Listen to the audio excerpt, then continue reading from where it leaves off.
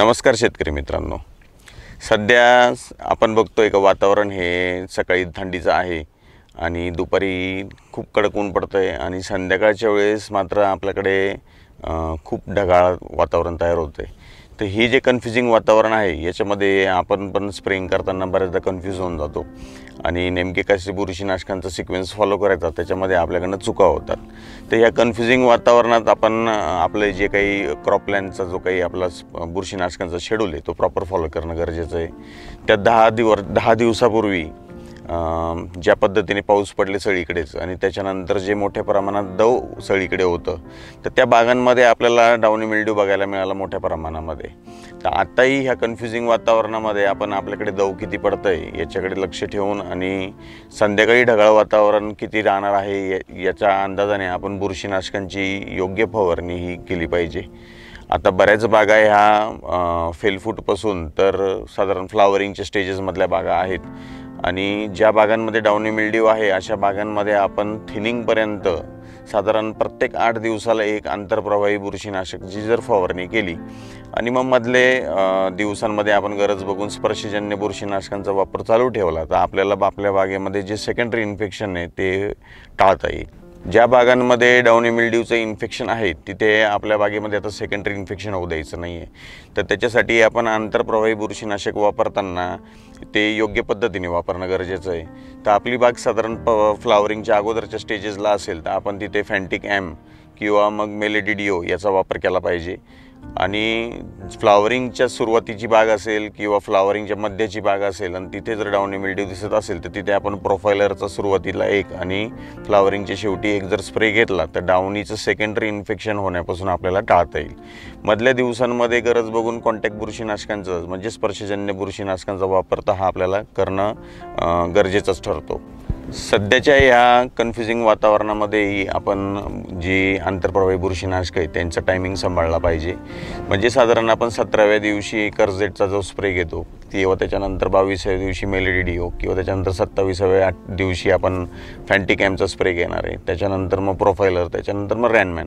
तर हे जे ठराविक टायमिंगचे स्प्रे हे आपण घेतले पाहिजे आणि मग मधले स्प्रे जे कमी करायचे ते आपण कॉन्टॅक्ट बुरशीनाशकांचे त्यानुसार ॲडजस्ट जर केले तर आपल्याला ह्याही वातावरणामध्ये रोगराईची मुख्य समस्या ही काही जास्त येणार नाही। या वातावरणात बुरीचाही धोका जास्त प्रमाणात असू शकतो। मागील 2 वर्षापासून जो काय आपला अनुभव आहे का आपण चांगले बुरशीनाशक वापरून सुद्धा आपल्याला बुरी बागेमध्ये बघायला मिळाली।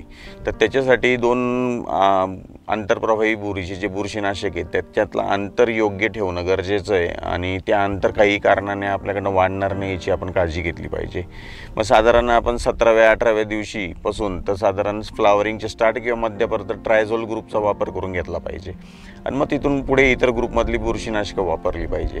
जसं सुरुवातीच्या टप्प्यामध्ये आपण स्कोरचा वापर करतो 1 ते 2 स्प्रे सुरुवातीचे स्कोरचे, त्याच्यानंतर मग डोमार्कचा स्प्रे किंवा त्याच्यानंतर टेब्युकोनाझोल म्हणजेच फॉलिकेअरचा स्प्रे आपण घेऊ शकतो फ्लावरिंगपर्यंत। त्यानंतर फ्लावरिंगमध्ये मग आपण लुना आणि त्याच्यानंतर ॲक्रिसिओ असे जर स्प्रे घेतले तर आपल्याला निश्चितच बुरीची पण अडचण येणार नाही।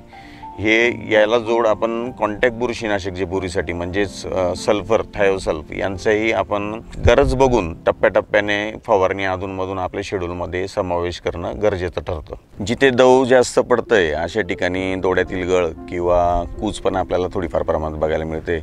तर खरं तर दोड्यातील गळ आणि कूज आपल्याला नियंत्रण ठेवायचे असेल तर आपण त्याचंही काम फेलफूटपासूनच जर केलं तर आपल्याला त्याचा फायदा होतो। मग आपण कॅल्शियमचे स्प्रे असेल, झिंक असेल, फेरस असेल, मॅग्नेशियम असेल यांची पूर्तता ही फेलफूटपासूनच जर व्यवस्थित ठेवली, जसं माझ्या शेड्यूलमध्ये मी कॅल्मिनो, झिंका बोरॉन, मॅग्नेशियम सल्फेटचे स्प्रे सांगत असतो, तर यांचा आपण वापर नियमित पद्धतीने 3 ते 4 स्प्रे वाढीच्या काळात ठेवले आणि नायट्रोजनचाही वापर आपण सुयोग्य पद्धतीने सुरुवातीपासून जर ठेवला तर आपल्याला गळकूजची समस्या ही निश्चितच कमी येते।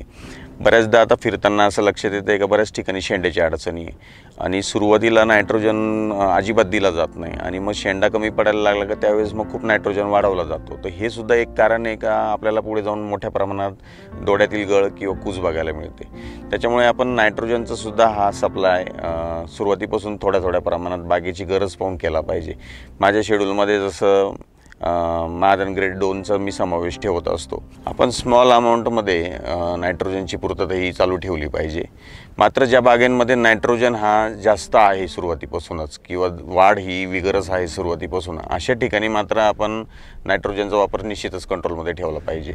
आणि त्याही नंतर जर विगर ही जास्त दिसत असेल तर आपण ती विगर कंट्रोल करण्यासाठी वेगवेगळे मेजर्स केले पाहिजे। जसं आम्ही 2 ते 3 स्प्रे हे डॉल्सीचे घेतो, जेणेकरून एक्सेस विगर होत असेल तर ती कंट्रोलमध्ये ठेवता येते। आणि आपण PTOL रिपोर्ट काढणंही चांगल्या लॅबला गरजेचं आहे, जेणेकरून आपल्याला आपल्या बागेत खरंच न्यूट्रिशनल व्हॅल्यू किती वर खाली आहेत ह्या समजतील। झिंक जर खूप कमी असेल तर तिथे झिंट्रॅक्ससारख्या प्रोडक्टचे आपण 1 ते 2 स्प्रे घेऊ शकतो जर अति कमी असेल तर। कमी आहे हे आपण थोडंसं पानांची ठेवण कशी आहे आणि पानांचा आकार किती लहान राहतो याच्यावरनं पण ओळखता येते। तर असेही निरीक्षण करून आपण निश्चितच बाकीची सगळी मॅनेजमेंट करू शकतो।